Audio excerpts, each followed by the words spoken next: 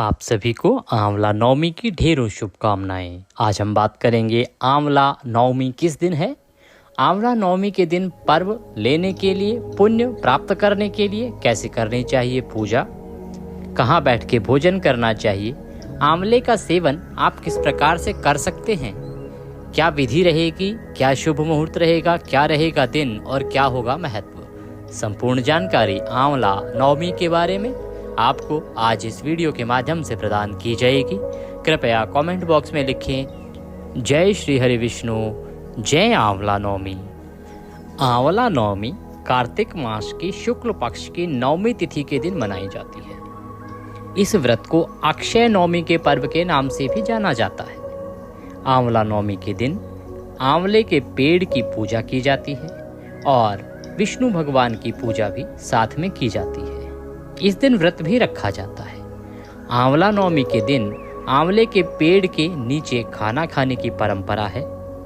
धार्मिक मान्यता के अनुसार आंवला के पेड़ में भगवान विष्णु का वास माना जाता है। ऐसा माना जाता है कि भगवान विष्णु आंवले के पेड़ में निवास करते हैं। इसीलिए इस दिन आंवला पेड़ की पूजा करने से साधक को पापों से मुक्ति मिलती है, अथाह धन संपत्ति प्राप्त होती है और सभी मनोकामनाएं पूर्ण होती हैं। आंवला नवमी का व्रत रखने से साधक को संतान सुख की प्राप्ति होती है। आंवला नवमी एक अक्षय मुहूर्त के रूप में भी देखा जाता है। इसीलिए इस दिन अनेकों अनेक कार्य, शुभ कार्य किए जाते हैं।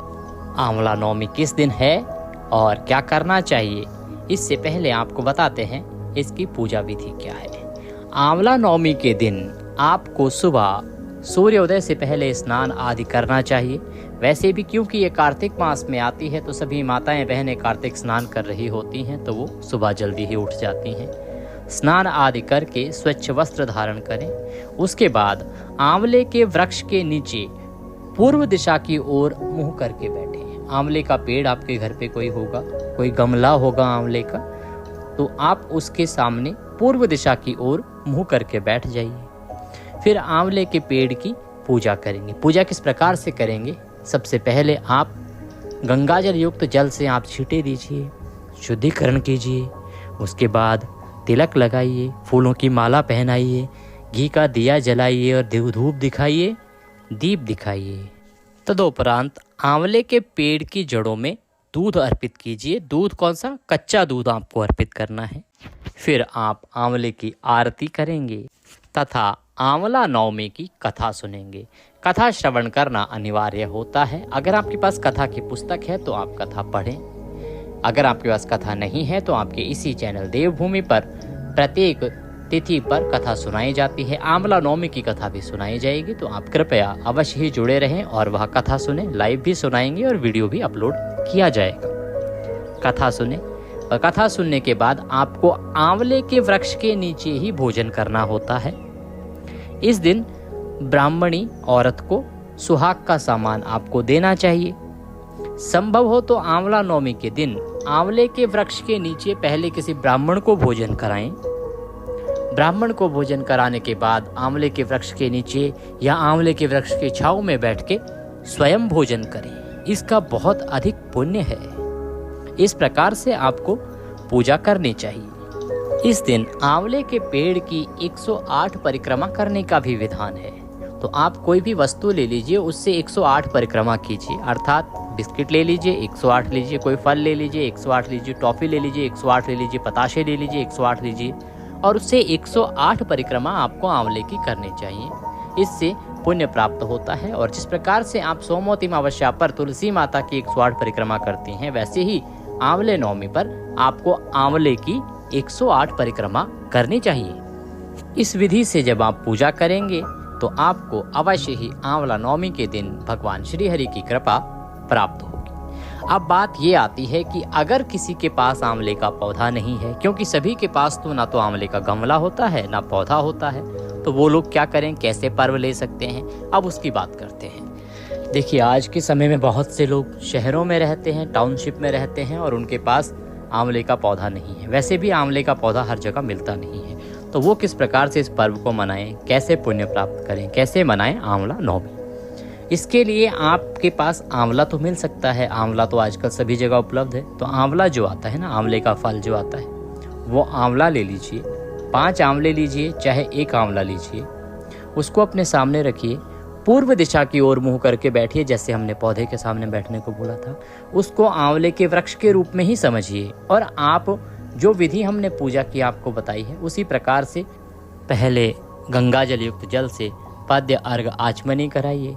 उसके बाद आप उसे तिलक कीजिए, अक्षत अर्पित कीजिए, फूलों की माला पहनाइए, पुष्प अर्पित कीजिए, घी का दिया जलाइए, धूप दिखाइए और भोग लगाइए।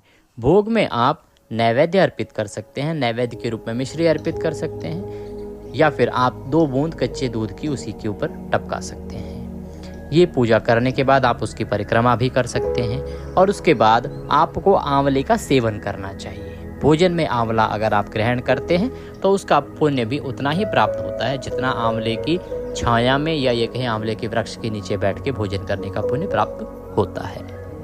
बाकी आप ब्राह्मण को भोजन कराएं, ब्राह्मणी को सुहाग की वस्तुएं दान दें, बाकी विधि उसी प्रकार से रहेगी। तो इस प्रकार से अगर आपको आंवले का वृक्ष ना मिले तो आप ये उपाय है, इसके जरिए आप अपनी पूजा आंवला नवमी पर कर सकते हैं।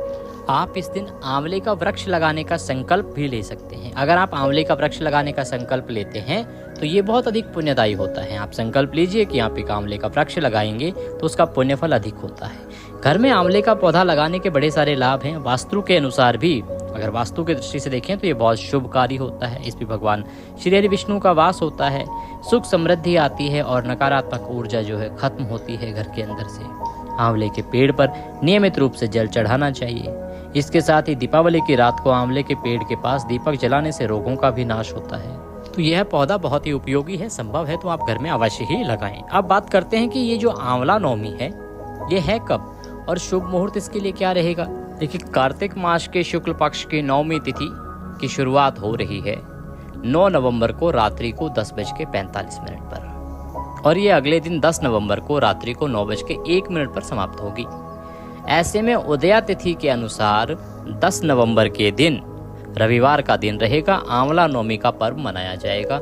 आपको आंवले की पूजा करनी है, आंवले को स्नान कराना है और कच्चा दूध अर्पित करना है। आंवले की वृक्ष में संभव हो तो उसकी छांव में बैठ के और आपको भोजन करना है, ब्राह्मण को भोजन कराना है और आंवले का सेवन अवश्य रूप से करना है। आप आंवले के वृक्ष की अगर 108 परिक्रमा ना कर पाएं तो 7 परिक्रमा तो आपको अवश्य ही करनी चाहिए।